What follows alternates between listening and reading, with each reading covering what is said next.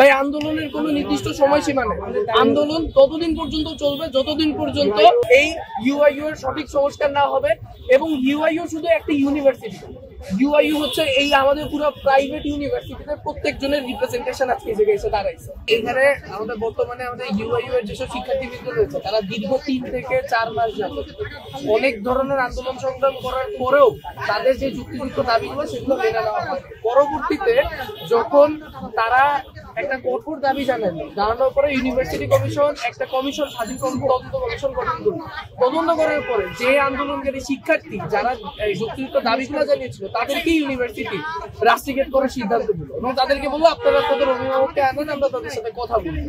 তো আমাদের মূলত তার প্রতিবাদে যে কেন একটা যুক্তিযুক্ত দাবির আলোকে ইউনিভার্সিটির যেসব আন্দোলনকারী শিক্ষার্থী রয়েছে তারা আবার পারসিকিউশনের শিকার হবে, সেই প্রতিবাদে আমরা মূলত এই জায়গায় আজকে অবস্থান কর্মসূচি ঘোষণা করেছিলাম। কিন্তু তার পরবর্তীতে এই শান্তিপূর্ণ অবস্থান কর্মসূচির ওপর পুলিশ তার জুলাই আন্দোলনের যে পৈশাচিক রূপ আরেকবার দেখায়, সেখানে আসে তারা পৈশাচিক ভাবে আমাদের যেসব ছাত্র আমাদের সহপাঠী রয়েছে তাদের ওপর, আমাদের বন্ধু বান্ধব বোনদের ওপর রাস্তার সাইডে ফালায় তাদেরকে মারা হয়েছে। আমাদের 7-8 জন শিক্ষার্থী অলরেডি হসপিটালে ভর্তি হয়েছে। একজন শিক্ষার্থী আমাদের হাত ভেঙে গেছে। এখানে আমাদের ভাই ছিল, তার হাতের এখান থেকে হাত ডিসলোকেট হয়ে গেছে। আপনি চিন্তা করেন যে একটা পুলিশ অফিসার সে কতটাকেও পৈশাচিক ভাবে একটা শিক্ষার্থীকে না পিটাইবে, একটা ছেলের তার গলার হাত ডিসলোকেট হয়ে যেতে পারে। তাহলে সেই পৈশাচিক যেই দৃশ্যটা আমরা দেখেছি তার পরিপ্রেক্ষিতে আমরা 5 দফা দাবি জানিয়েছি। আমার কাছে মনে হয় এই 5 দফা দাবি যেই পুরোটা জানানো হয়েছে এটা পুরোটাই যুক্তিসঙ্গত।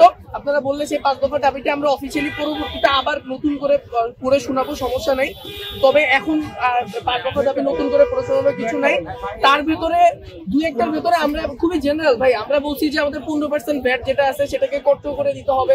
আমাদের যে রাস্ট্রিকেট করা যেসব শিক্ষার্থীরা আছে তাদেরকে পুনর্এডমিশন দিতে হবে, পুনর্বহাল করতে হবে এবং ইউজিসি সংস্কার করতে হবে, আমাদের ট্রাস্টি বোর্ডের সংস্কার করতে হবে, সংস্কার কমিশন করতে হবে।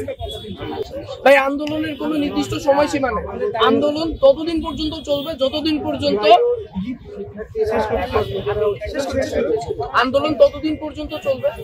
পর্যন্ত এই ইউআইইউ এর সঠিক সংস্কার না হবে। এবং ইউআইইউ শুধু একটা ইউনিভার্সিটি, ইউআইইউ হচ্ছে এই আমাদের পুরো প্রাইভেট ইউনিভার্সিটিতে প্রত্যেকজনের রিপ্রেজেন্টেশন আজকে এই জায়গায় এসে দাঁড়াইছে। আমরা প্রত্যেকেই ইউআইইউ শিক্ষার্থীদের একটা অংশ এবং সেই জায়গা থেকে আমরা সংহতি জানাই শুধু তাদের পাশে দাঁড়াচ্ছি না, বরং আমরা প্রাইভেট ইউনিভার্সিটির প্রত্যেকটি শিক্ষার্থীর পাশে দাঁড়িয়ে তাদের দাবিদের সাথে সংহতি জানিয়ে আমাদের নিজেদের দাবিদের একটা জেনারেল মনিটাইজেশনে আমরা আসছি। এটাই হচ্ছে মূল জায়গা।